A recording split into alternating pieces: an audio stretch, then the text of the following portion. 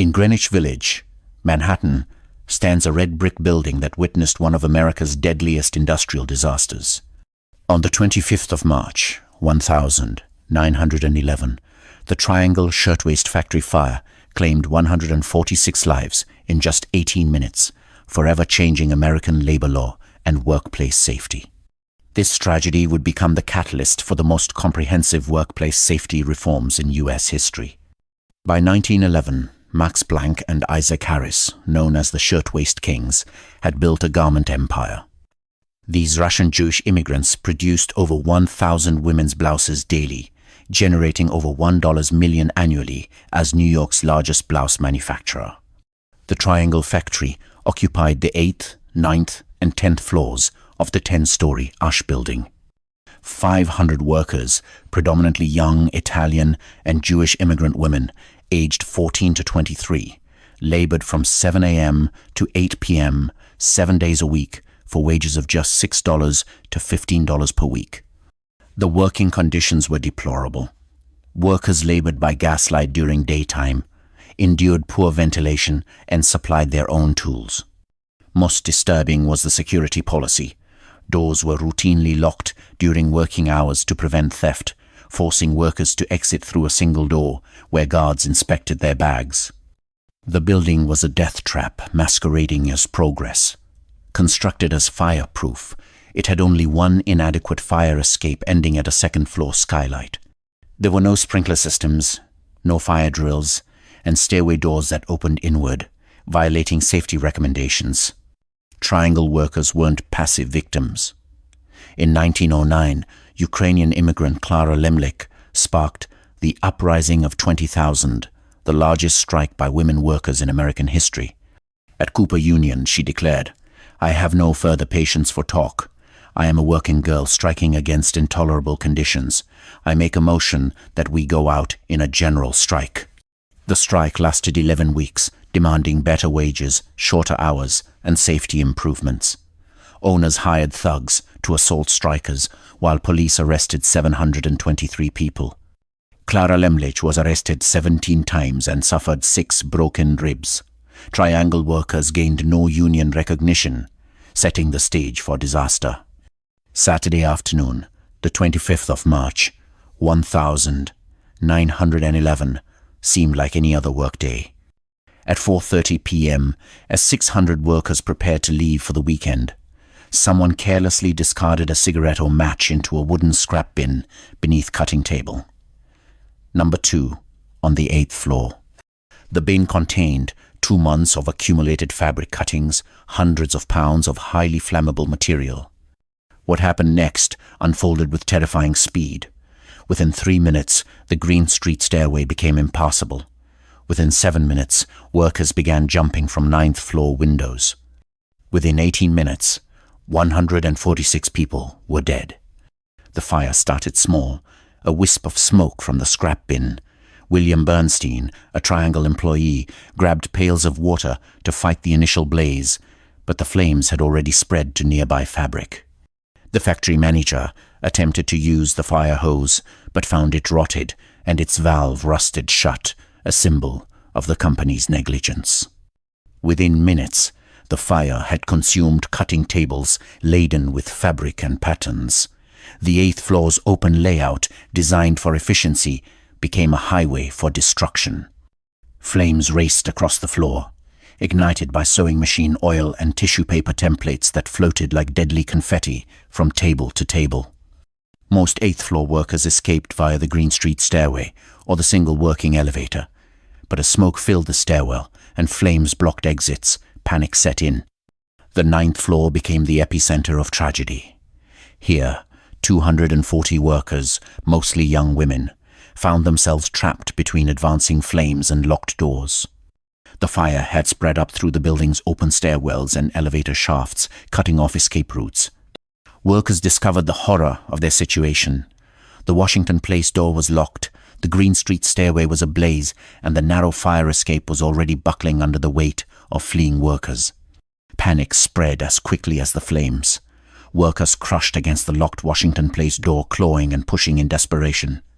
Dozens died in this pile of human bodies. trampled or suffocated by fellow workers trying to escape.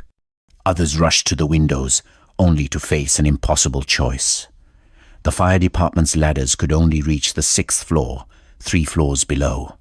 Safety nets, hastily deployed by firefighters, proved useless against bodies falling from 80 feet. The impact tore through them like paper. United Press reporter William Shepard witnessed the unthinkable from the street below. His dispatch captured the sound that would haunt survivors forever. I learned a new sound, a more horrible sound than description can picture. It was the thud of a speeding living body on a stone sidewalk. Thud dead, thud dead, thud dead, thud dead. 62 thud deads. Among the most haunting scenes was a tragic love story amid the chaos. Shepard witnessed a young man and woman at a 9th floor window. He brought another girl to the window. Those of us who were looking saw her put her arms about him and kiss him. Then he held her out into space and dropped her. But quick as a flash, he was on the windowsill himself. Thud dead, thud dead. Together they went into eternity. Workers jumped alone and in groups, some holding hands as they fell. Their bodies crashed onto the sidewalk, some striking the fire department's hoses and equipment, hampering rescue efforts. The sight was so horrific that police had to restrain onlookers and cover the bodies. Even amid the terror, extraordinary heroism emerged. Elevator operators Joseph Zito and Gaspar Mortillaro made repeated trips into the burning building, their elevators barely functioning as heat warped the shafts. Together, they saved at least 150 people before the cables finally buckled from heat and falling debris. On the 10th floor, executives and office workers had more time to escape. NYU law students, led by Professor Frank Summer, lowered ladders from their building's roof to help workers who had climbed to the Triangle's roof. But for most on the 9th floor, there was no escape. The fire escape, the building's only supposed safety feature, collapsed under the weight and heat, sending workers plummeting to their deaths in the courtyard below. The 10th floor told a different story. Here, executives including Max Planck had their offices. When the fire alarm sounded, they had multiple escape routes and enough time to flee safely. The contrast was stark. While workers died trapped by locked doors, management escaped through unlocked exits to the roof. This disparity would later fuel public outrage and demands for justice. Among the 146 dead were 123 women and girls and 23 men, with ages ranging from 14 to 43. The youngest victims, Kate Leone and Rosaria Sara, Maltese, were just 14 years old. Many were primary breadwinners, sending money to families in America and abroad. Catherine Maltese, 39, died alongside her daughters Lucia, 20, and Rosaria, 14. Mary Floresta, 26, left behind her husband John and 3-year-old daughter Beatrice. These weren't statistics, they were individuals with dreams of American prosperity. Bodies were taken to the charity's pier for identification. Families searched among mangled remains for familiar jewelry or clothing. 6 victims were never identified, buried across 16 different cemeteries. Public outrage demanded accountability. Max Planck and Isaac Harris were indicted for manslaughter, focusing on Margaret Schwartz's death. The trial became a confrontation between celebrated defense attorney Max D. Steyer and prosecutors proving that locked doors constituted criminal negligence. Witnesses testified they couldn't open the Washington Place door. Katie Weiner's testimony was powerful. I pushed it toward myself and I couldn't open it, and then I pushed it outward and it wouldn't go. I was crying, "Girls, help me." But Steyer's defense proved masterful, suggesting witness testimony was coached. After less than 2 hours, the jury, composed entirely of businessmen, returned a not guilty verdict. The crowd erupted, "Justice! Where is justice?" and "Murderers!" Families received an average of just $75 per life lost. Meanwhile, Blank and Harris collected approximately $60,000 in insurance, about $400 per casualty. The owners profited from tragedy. In 1913, Blank was fined just $20 for locking factory doors at a new location. The Triangle Fire catalyzed unprecedented reform. Frances Perkins witnessed the fire and called it the day the New Deal was born. She became FDR's Secretary of Labor and Architect of Social Security. Alfred E. Smith and Robert F. Wagner co-chaired the Factory Investigating Commission and later championed reforms as governor and senator. The Factory Investigating Commission conducted comprehensive workplace safety investigations. The commission investigated 3,385 workplaces and generated over 7,000 pages of testimony. Their work resulted in 36 new laws between 1911 and 1915, transforming New York's labor code.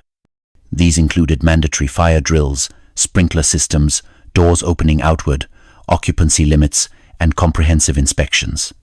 New York's labor code became a template for other states and influenced federal legislation for decades. The Triangle Fire established that government must protect workers and hold corporations accountable. Over 100 workers died daily on the job around 1911. The fire marked a turning point toward comprehensive regulation. The American Society of Safety Professionals was founded in 1911, the National Safety Council in 1913, and the U.S. Department of Labor in 1915. Today, a permanent memorial honors the 146 victims every the 25th of March. Global commemorations ensure their sacrifice continues protecting workers worldwide. The Triangle Shirtwaist Factory fire stands as a watershed moment, a reminder that progress without protection is hollow, prosperity built on exploitation unsustainable.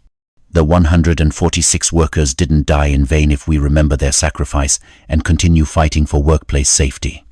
As Rose Schneiderman declared, "The life of men and women is so cheap and property is so sacred." The Triangle Fire challenged America to embrace a vision where every worker deserves to return home safely. In their memory, we must ensure